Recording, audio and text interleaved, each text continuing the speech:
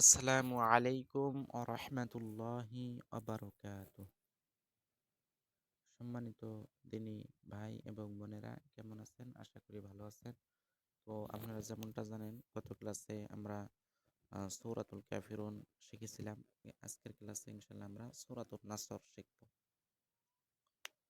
তো দেখুন, প্রথমে বলে দিচ্ছি, বিসমিল্লাহির রহমানির রহিম। ইযা জাআ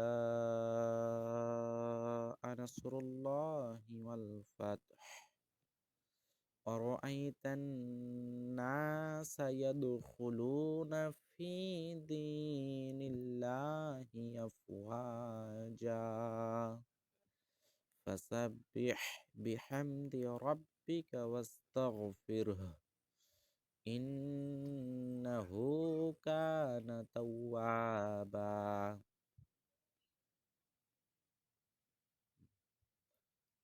তো দেখুন, এখানে আছে ইজা। ইজা পাতলা, জাল পাতলা করে বলতে হবে এবং এক আলিফ পরিমাণ লম্বা করতে হবে। তারপরে যা, যা ৪ আলিফ পরিমাণ লম্বা করতে হবে। ইজা যা আ নাসরুল্লাহি ওয়াল ফাতহ। দেখুন, অনেকে বলে আল ফাত, আল ফাত, কিন্তু এটা কিন্তু আল ফাত হবে না, এটা বলতে হবে আল ফাত।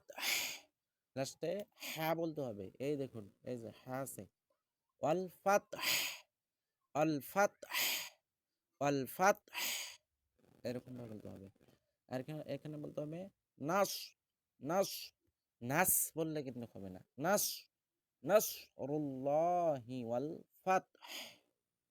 তারপর দেখুন, অরআইতা, অরআইতা, অরআইতান নাসা ইয়াদখুলুনা ফি দীনিল্লাহি আফওয়াজা। একদম সহজ সূরা। অরআইতান নাসা ইয়াদখুলুনা ফি দীনিল্লাহি আফওয়াজা।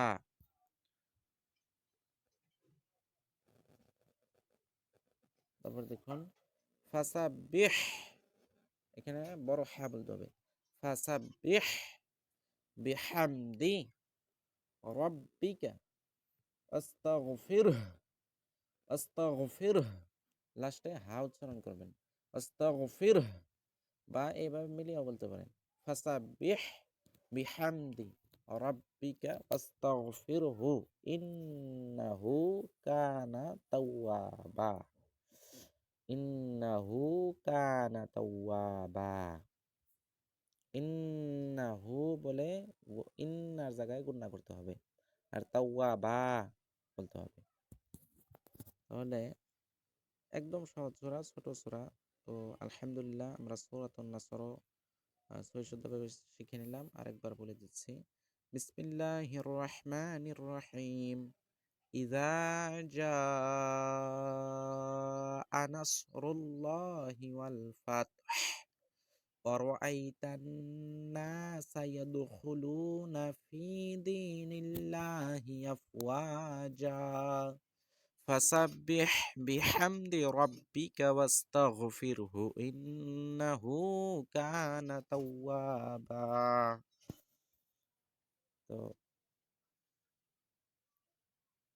তো আলহামদুলিল্লাহ, আমরা সূরাতুল নাসর সহিষ্ণুভাবে শিখে নিলাম। তো ইনশাল্লাহ আমরা পরবর্তী ক্লাসে সূরাতুল লাহাব শিখব। তো ভালো থাকবেন এবং আমার জন্য দোয়া করবেন। দেখা হচ্ছে পরবর্তী ক্লাসে। আসসালামু আলাইকুম ওয়া রাহমাতুল্লাহি ওয়া বারাকাতুহু।